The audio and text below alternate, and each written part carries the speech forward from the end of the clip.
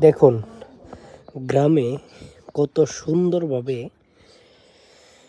লেপ তৈরি করা হচ্ছে। তারা হচ্ছে গ্রামে গ্রামে হেঁটে হেঁটে লেপ তৈরি করে থাকেন। দেখেন, অবশ্যই কাজকে কখনো ছোট করে দেখতে নয়, কাজকে সবসময় বড় করে দেখতে হয়।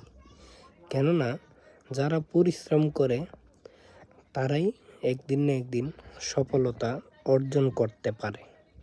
এটাই কিন্তু বাস্তব। একটা কথাই আছে না, যে কাজে শরম কপালে আলেখ্যি।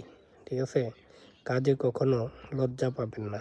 আপনি কাজের মতো করে যাবেন, ইনশাল্লাহ আপনি জীবনে সফলতা অর্জন করতে পারবেন।